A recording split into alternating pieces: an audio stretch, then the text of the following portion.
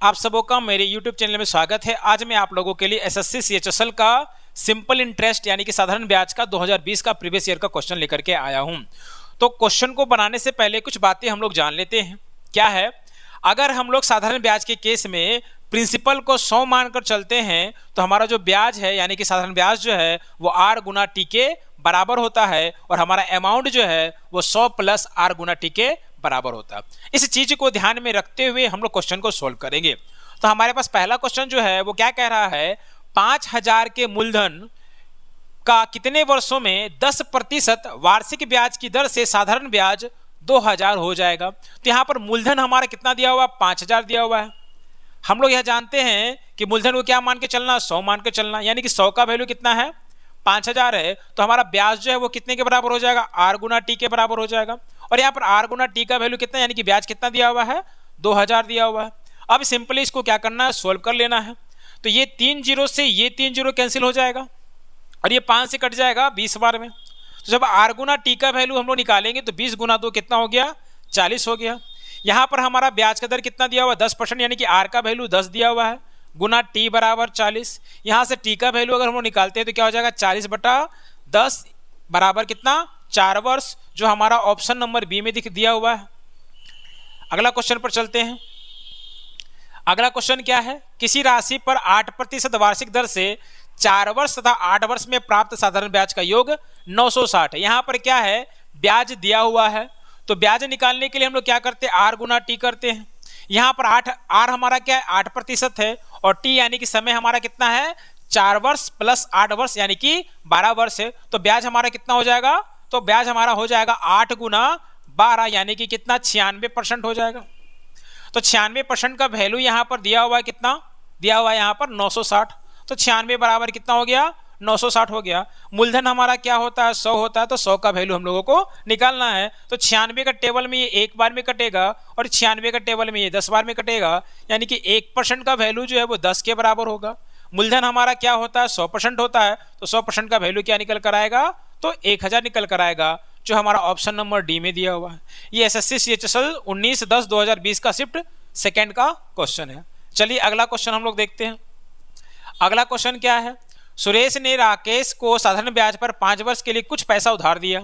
अवधि के अंत में राकेश ने सुरेश को धनराशि का 9/8 भुगतान कर दिया।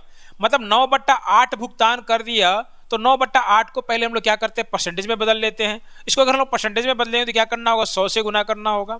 अब 100 को 8 से अगर हम लोग भागा देते हैं तो हमारा कितना आता है, एक काम करते हैं, इसको लोग 4 से भागा देते हैं तो ये 2 बार में जाएगा और ये 25 बार में जाएगा।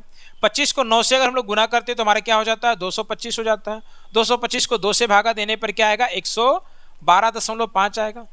अब वो भुगतान कितना कर रहा है, 112.5, यानी कि हमारा जो अमाउंट हुआ वो कितना हुआ, 112.5। अब इस अमाउंट में 100 जो है हमारा क्या है, मूलधन है। तो 112.5 में 100 घटाते तो हमारा क्या आता है, 12.5%। यही हमारा क्या हो जाएगा, ब्याज हो जाएगा। अब ब्याज जो होता है वो क्या होता है, आर गुना टी के बराबर होता है। तो यहाँ पर आर गुना टी का वैल्यू कितना दिया हुआ है, 12.5। क्वेश्चन में हमारा टी का वैल्यू दे दिया है 5, तो आर गुना 5 बराबर कितना हो गया, 12.5 हो गया। यहाँ से आर का वैल्यू अगर हम लोग निकालते हैं तो 12.5 को क्या करना होगा, 5 से भागा देना होगा। अगर इसको हम भागा देते हैं तो 5 दूना का 10 और ये 25, 2.5% आ जाएगा, जो हमारा ऑप्शन नंबर बी में दे दिया है। अगला क्वेश्चन देखते हैं, 4 नंबर क्या है। यहाँ पर लता ने एक बैंक से 35,000 की राशि 11% के वार्षिक साधारण ब्याज की दर पर जमा की। 1 वर्ष के बाद उसे कितना ब्याज मिलेगा। तो हमारा मूलधन क्या होता है, 100 होता है। 100 का वैल्यू कितना दिया, यहाँ पर 35,000 दिया हुआ है। ब्याज हमारा क्या होगा, आर गुना टी होगा, तो आर यहाँ पर 11% और टी कितना, 1 साल। तो 11 गुना 1 हमारा 11 हो जाएगा। तो ब्याज जो है हमारा कितना हो जाएगा, 11% हो जाएगा। 100 हमारा मूलधन जो कितना के बराबर, 35,000 के बराबर, 11% हमारा ब्याज जो कितना है वो हमको कैलकुलेट करना होगा। तो ये 2 जीरो से ये 2 जीरो कैंसिल हो जाएगा, यानी कि 1% का वैल्यू कितना हो जाएगा, 350 हो जाएगा। 11% का वैल्यू निकालना है तो क्या करना होगा, 350 को 11 से गुना करना होगा। तो 350 को अगर 11 से गुना करना है तो एक बात ध्यान रखना है, किसी भी संख्या को अगर 11 से गुना करना हो तो इन दोनों संख्या को गेपिंग में लिख दीजिए और दोनों का सम को बीच में लिख दीजिए और ये जीरो यहाँ पर उतार दीजिए। हमारा कितना आंसर आ गया, 3850, जो हमारा ऑप्शन नंबर ए में दिया हुआ है। अगला क्वेश्चन देखते हैं। अगला क्वेश्चन क्या है, गौरव 14% वार्षिक दर से साधारण ब्याज पर संदीप से 15,000 रुपये उधार लेता है। एक वर्ष बाद ऋण चुकाने के लिए गौरव द्वारा संदीप को कितनी राशि देनी होगी? ऋण चुकाने के लिए तो अगर ऋण चुकाना है तो उसको ये 1500 तो देना ही होगा, साथ ही साथ जो ब्याज होगा 1 साल का वो भी देना होगा। तो यहाँ पे 100 का वैल्यू कितना दिया हुआ है? 100 यानी कि मूलधन 1500 दिया हुआ है।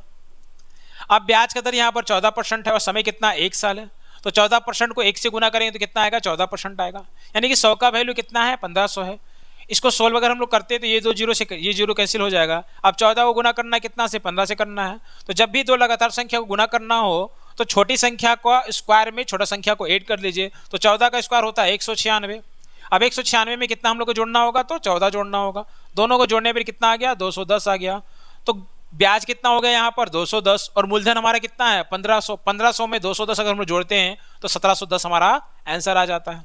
तो इस तरह से हम लोग सिंपल इंटरेस्ट के क्वेश्चन को आसानी से आरटी का कंसेप्ट से बना सकते हैं। आज की वीडियो में इतना ही, मिलते हैं नेक्स्ट वीडियो में।